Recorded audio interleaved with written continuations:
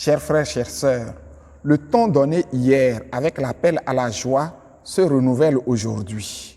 On le retrouvera aussi dans quelques textes des jours prochains de cette 4e semaine du temps de Carême. Décidément, la culture de la joie est d'une importance capitale pour les chrétiens, pour nous.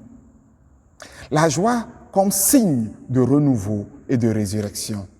Soyez plutôt dans la joie, exultez sans fin pour ce que je crée, dit le Seigneur par la bouche du prophète Isaïe. Car, continue le texte, je vais recréer Jérusalem pour qu'elle soit exultation et que son peuple devienne joie.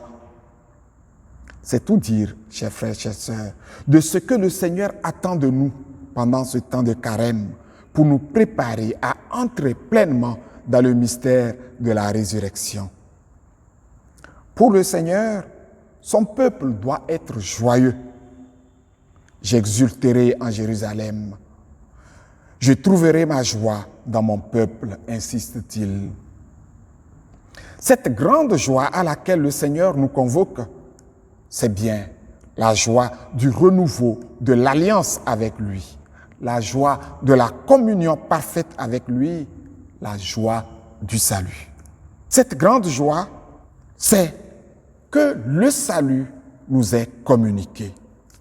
Ce salut doit se comprendre, comme la première lecture nous le montre, comme une vraie recréation, une création nouvelle, un vrai renouveau dans ce qui nous identifie comme peuple de Dieu, comme fils et filles du Seigneur, comme lui appartenant.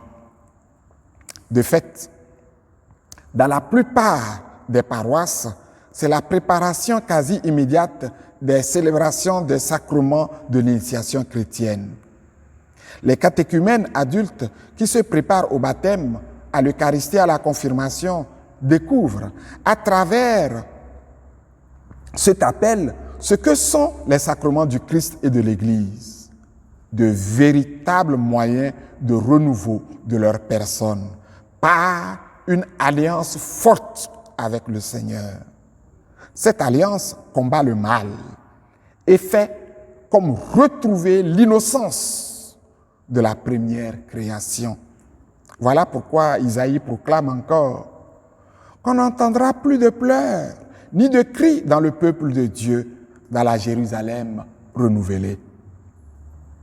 Ce texte est annonciateur de ce que le Christ, le Fils de Dieu, le vainqueur du mal et du péché et de la mort, ce que le Christ vient réaliser.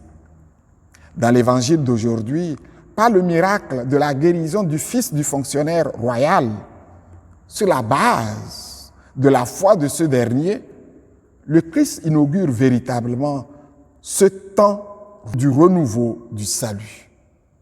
Ce temps nouveau du salut offert par Dieu à son peuple. Il faut noter que ce fonctionnaire royal n'était pas juif. Sa foi nous indique donc que tout homme, quel qu'il soit, tant qu'il croit, peut entrer dans le royaume nouveau de Dieu, dans le royaume de la foi et de la joie.